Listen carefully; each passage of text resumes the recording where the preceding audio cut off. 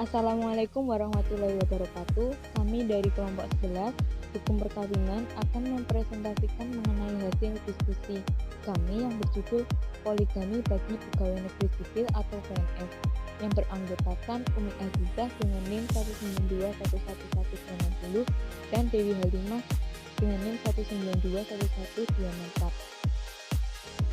Berikut materi yang akan kami sampaikan. Yang pertama yaitu pengertian poligami, yang kedua dasar hukum poligami, yang ketiga tujuan diperbolehkan poligami, dan yang keempat alasan seseorang berpoligami, yang kelima syarat-syarat PNS berpoligami, dan yang keenam poligami bagi PNS. Untuk materi pertama akan disampaikan oleh Umi Azizah. Baik, selanjutnya saya akan menjelaskan pengertian dari poligami. Nah, secara etimologis, poligami berasal dari bahasa Yunani, yaitu polu yang berarti banyak dan gemein yang berarti kawin.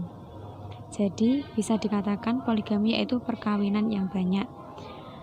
Bahwa poligami merupakan perkawinan dengan salah satu pihak, suami mengawini lebih dari seorang istri dalam waktu yang bersamaan, yang artinya istri-istri tersebut masih dalam tanggungan suami dan tidak diceraikan serta masih sah sebagai istrinya. Nah, banyaknya poligami di masyarakat belum pernah diselidiki secara research apa sebenarnya motif dan sebabnya. Namun, pada kenyataannya, kebanyakan poligami dilakukan oleh masyarakat tidak sesuai dengan segala ketentuannya, sehingga poligami yang dilakukan itu sangat jauh dari hikmah-hikmah dan rahasianya yang terkandung di dalamnya. Kebolehan dalam poligami menurut Islam, banyak kenyataan sering diterapkan dengan cara membabi buta, yang maksudnya seperti sekehendak hati saja layaknya, dengan tanpa memperhatikan dan mengindahkan syarat-syarat yang harus dipenuhi. Kemudian materi selanjutnya yaitu dasar hukum poligami. Dalil yang dijadikan landasan kebolehan berpoligami sesuai firman Allah pada surat An-Nisa ayat 3 yang bunyinya, wa in khiftum alla tuqsitu fil yatama fankihu ma taba lakum minan nisa imathna wa thulatha war ruba' fa in khiftum alla ta'dilu fawahidatan aw ma malakat aymanukum dzalika adna alla ta'ulu, yang artinya, dan jika kamu takut tidak akan dapat berlaku adil terhadap hak-hak perempuan yang yatim bila mana kamu mengawininya, maka kawinilah wanita-wanita lain yang kamu senangi, 2, 3, atau 4. Kemudian jika kamu takut tidak akan dapat berlaku adil, maka kawinilah seorang saja atau budak-budak yang kamu miliki. Yang demikian itu adalah lebih dekat kepada tidak berbuat aniaya. Nah, menurut surat An-Nisa ayat 3 itu sendiri, seorang suami yang mau berpoligami harus meyakini dia dapat berlaku adil. Hal ini ditekankan dalam hadis juga, di mana diperintahkan kamu seorang pelaku poligami yang tidak berlaku adil bahwa dia akan dihukum. Kemudian tujuan diperbolehkannya poligami. Yang pertama, pada dasarnya poligami bahwa hukumnya bukan wajib, akan tetapi hanya diperbolehkan saja. Kemudian tujuan mengapa harus disyariatkan poligami adalah agar tidak ada satupun perempuan muslimah dimanapun berada dalam sebuah masyarakat tanpa memiliki suami. Semuanya bertujuan agar lingkungan tersebut terbebas dari kesesatan dan kemaksiatan. Dan yang ketiga yaitu tujuan poligami dapat dilihat pada praktek poligami yang dilakukan Rasulullah SAW. Beliau menikahi istri-istrinya tidak hanya bertujuan memenuhi hasrat biologis semata, melainkan untuk membantu menghilangkan kesulitan yang dialami para wanita yang kemudian menjadi istrinya. Materi selanjutnya akan disampaikan oleh saya sendiri, Dewi Halimah, yaitu pada bab 4, alasan seseorang berpoligami. Berikut ini merupakan alasan atau problema seseorang untuk memaksakan poligami dalam keadaan yang pertama, jumlah wanita melebihi pria. Tingginya insiden kejahatan kekerasan di antara laki-laki dan akibat perang, kemudian korban yang terbanyak merupakan mereka mati, menjadi jelas bahwa tidak ada cukup laki-laki untuk setiap wanita memiliki satu. Muslim bisa saja memilih untuk bergabung dengan budaya barat dalam pergolakan yang secara keliru yang kerap disebut kemajuan dan kecanggihan, atau memilih untuk mempertahankan nilai-nilai Islam ini. Merupakan fakta bahwa rata-rata warga negara yang menikah terus mencari kebebasan seksual pribadi di luar kerangka pernikahan.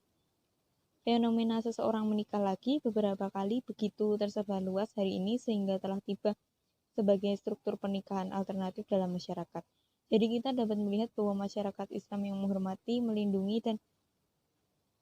perempuan pasti lebih disukai daripada masyarakat terbuka yang korup, yang memaksa perempuan menjadi peran tercela karena putus asa atau ketidaktahuan untuk bersaing dengan laki-laki untuk bertahan hidup.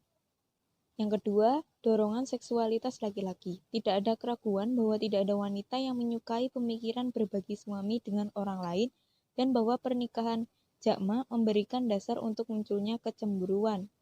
Namun, hukum Islam selalu mendahulukan kesejahteraan umum masyarakat atas ketidaknyamanan individu atau preferensi pribadi.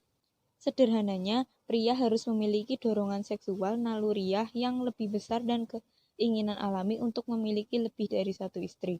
Mengingat perbedaan yang wajar namun saling melengkapi antara pria dan wanita dan ketertarikan normal dan alami yang ada di antara kedua jenis kelamin. Yang ketiga, syarat-syarat perkawinan jamak. Terdapat syarat-syarat tertentu yang melekat pada perkawinan jamak dalam Islam untuk melindungi perempuan yang terlibat karena selalu perempuan yang dimanfaatkan dalam hubungan seperti itu. Misalnya seorang pria tidak boleh memiliki lebih dari 4 istri sekaligus dan kontrak adalah sah dan mengikat. Melibatkan hak tanggung jawab dan kewajiban yang sama dengan kontrak pertama. Setiap kontrak pernikahan individu memiliki bobot yang sama di pengadilan Islam dan dengan demikian laki-laki tidak diperbolehkan untuk secara terbuka mementingkan yang satu dengan mengorbankan yang lain. Perilaku seperti itu bukanlah perlakuan yang adil dan bahkan dapat ditafsirkan sebagai penindasan. Faktanya, seluruh pertanyaan tentang pembelian pernikahan jamak dalam Islam terkait dengan kemampuan seseorang pria untuk berlaku adil dengan semua istrinya dalam hal waktu dan kekayaannya. Konsep pernikahan jamak tidak memiliki efek yang menghancurkan secara emosional pada wanita muslim sejati. Selain alasan tersebut, seorang wanita juga dapat menikah karena alasan lain seperti keamanan, keturunan, dan persahabatan. Oleh karena itu, jika seseorang laki-laki mampu merawat lebih dari satu istri secara adil, tidak ada dosa baginya jika dia melakukannya. Sebaliknya, ia harus dipuji karena mengikuti sunnah Nabi dan memenuhi perannya sebagai pelindung wanita. Materi kelima yaitu syarat-syarat poligami bagi PNS. Berdasarkan Undang-Undang Perkawinan Ketentuan Pasal 3 Ayat 2 yang berbunyi pengadilan dapat memberi izin kepada seorang suami untuk beristri lebih dari seorang apabila dikehendaki pihak-pihak yang bersangkutan. Menentukan persyaratan khusus bagi seorang pria yang hendak berpoligami. Syarat yang sifatnya kumulatif. Dalam syarat ini hanya memerlukan satu syarat saja yang terdapat pada pasal 4 ayat 2 Undang-Undang Perkawinan adalah seorang istri tidak dapat menjalankan kewajibannya sebagai seorang istri. Yang kedua, istri mendapat cacat badan atau suatu penyakit yang tidak dapat disembuhkan. Yang ketiga, istri tidak dapat melahirkan keturunan. Kemudian yang syarat yang sifatnya fakultatif. Dalam syarat ini terdapat pada pasal 5 Undang-Undang Perkawinan. Yang pertama adanya persetujuan dari istri. Persetujuan dari seorang istri harus netral tanpa paksaan dan ancaman dari suami. Yang kedua, adanya kepastian bahwa suami mampu menjamin keperluan hidup istri-istri dan anak-anak mereka. Dalam memenuhi keperluan hidup dari istri-istri dan anak-anak mereka, seorang suami tidak boleh melantarkan salah satu dari mereka. Yang ketiga, adanya jaminan bahwa suami akan berlaku adil terhadap istri-istri dan anak-anak mereka. Suami harus mampu berlaku adil, maka dalam setiap tindakannya suami harus dapat bersikap adil secara lahir dan batin. Ketentuan Peraturan Pemerintah Nomor 45 Tahun 1990 merupakan salah satu upaya hukum negara untuk mengatur perkawinan dan perceraian bagi PNS. Menurut Pasal 1 Angka 3 Undang-Undang Nomor 5 Tahun 2014 tentang aparatur sipil negara, pegawai negeri sipil atau PNS merupakan warga negara Indonesia yang memenuhi persyaratan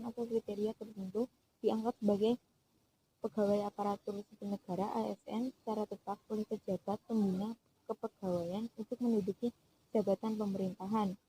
Peraturan Pemerintah Nomor 45 Tahun 1990 tentang perubahan atas Peraturan Pemerintah Nomor 10 Tahun 1983 tentang izin perkawinan dan perceraian bagi pegawai negeri sipil merupakan ketentuan khusus yang mengatur tentang izin perkawinan PNS untuk beristri lebih dari satu atau poligami.